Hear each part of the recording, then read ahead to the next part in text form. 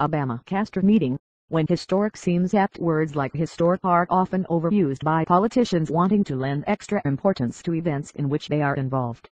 But few would have disagreed with U.S. President Barack Obama when he used that very word to describe the first sit-down meeting between the U.S. President and Cuban leader in more than 50 years.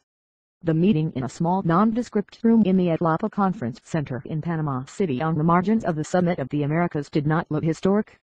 Mr. Obama and Raul Castro sat, a little uncomfortably, on chairs which looked slightly too small. There were no flags, no ceremony, no fanfare.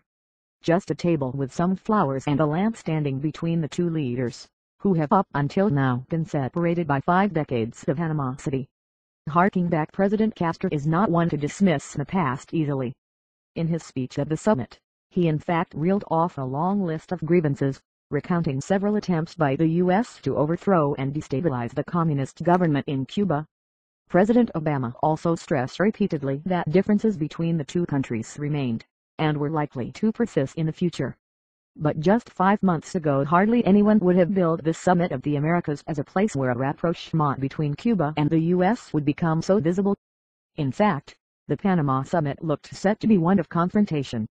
At the previous summit in Cartagena, the host, Colombian President Juan Manuel Santos, had announced that there would not be another such gathering unless Cuba was allowed to take part. With the U.S. objecting to Cuba's participation, all was set for a standoff between the U.S. on the one hand and Latin American nations, who backed Cuba, on the other. Surprise announcement: this was the case until the December 17th, when Mr. Obama and Mr. Castro gave simultaneous TV addresses announcing they would work towards our